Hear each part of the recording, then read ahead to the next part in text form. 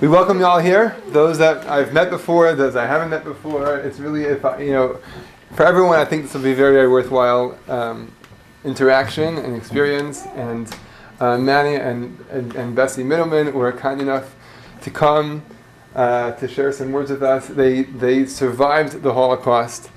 I always think about it, how people have experienced different forms of abuse and hard times, and forever feel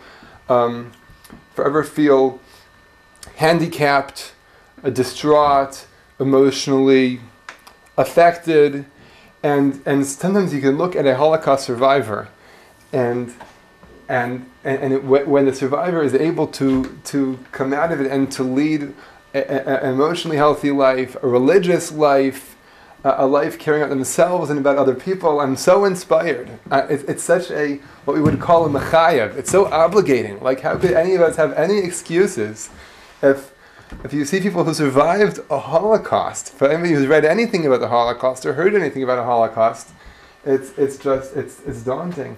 And I'll tell you also just one story. Probably the Mittelmans, their humility probably doesn't want to hear this, but I'm going to say it anyways. There's a story they say about the Satmar Rav. They went to the Satmar Rebbe, a great tzaddik of a rabbi, and said, "What will be after you pass? Who will we ask? Who will we go to when we want to have a bracha? When we want to have a blessing? Who do we go to for a blessing?" And so he said, "You go to the local shtibel, go to the place where you see where people go to pray, and look and see who has numbers on their arms. Those who have numbers on their arms, who went through a concentration camp, went through a Holocaust, and still they're coming to pray, still they're connecting to God, those are people that are on a very, very, very high level, and their blessings are worth a lot." So of course, before the Mittelmans leave, we'll ask them for a blessing. It's a special opportunity, and I'll let them start. Thank you very much. Okay, good evening, everybody. I'm going to repeat again. My name is Manny Mittelman. This is my wife, Bessie. And we live in Detroit, Michigan. Okay? I'm a family man. We have 6 children. We have, thank God, 18 grandchildren. Excuse me, 22. 22, I'm sorry. That's why I brought her along, because I guess I made a mistake. And 22 great-grandchildren. And that's all. I'm beginning just to say, after Hitler tried to kill us and eradicate every Jew in the whole world, because that was his aim and goal, he wanted to end off with no Jewish person surviving after the war is finished. Of course, God thought about it a little bit different, and thank God, as you see, that's one family. We are blessed with children and great-grandchildren, and I'll just get to the point. First of all, there is not enough time really for me to get into and give you a whole story about my 3 years of camps. What I would strongly recommend to all of you, I don't know if any of you saw the film Schindler's List. Did you? Mm-hmm.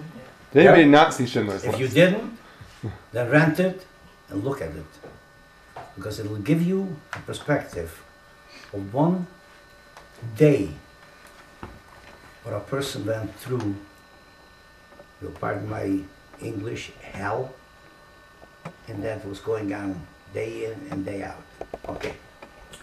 I was 17 years old. I come from Czechoslovakia, from a small town. When one evening,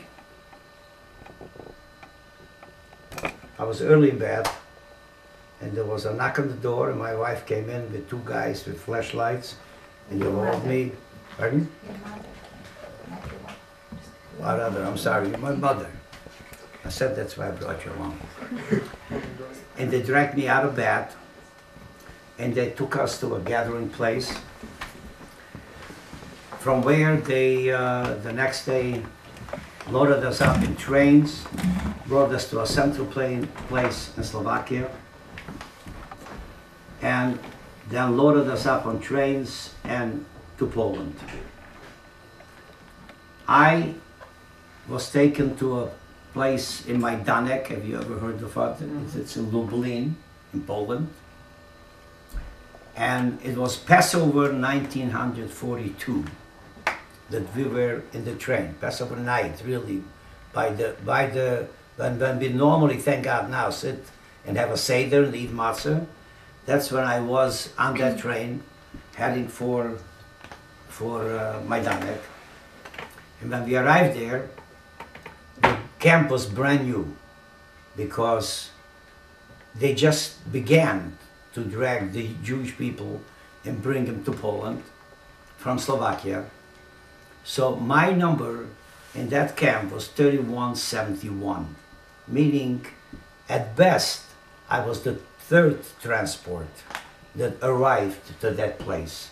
And the place wasn't organized yet. Later on, it became a camp where they killed thousands and thousands of people. But the Germans haven't organized the place.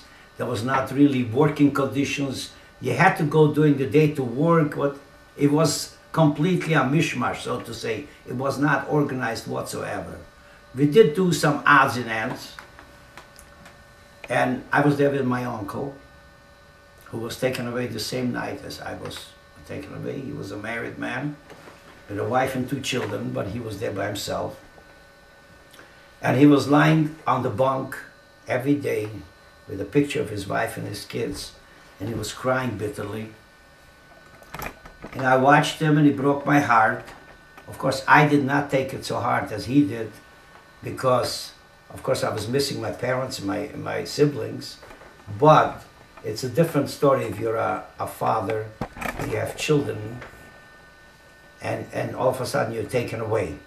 So he cried bitterly every day, and he had the psalm, the Tehillim in his hand, and constantly praying. In this camp, I want to point out to you, when we came in first, even though they took everything away from us, we were able to smuggle in a siddur, a prayer book. Some of the guys even had tefillin, phylacteries. It was very tough, but we were able to get. And in this camp, we spent 7 weeks. After 7 weeks, there was once an announcement that they're looking for different kind of tradesmen. I don't know, Germans, and maybe here in the army in the United States and all over the country, it's the same thing. They use tricks in order to make you volunteer for something. So they wanted to put a transport together and drag them away some other place, which happened to be Auschwitz from there. So instead of forcing us and everybody will hide and try to drag us out, they said, who's a good musician? We're looking for musicians. We're looking for bakers. We're looking for carpenters. We were all naive.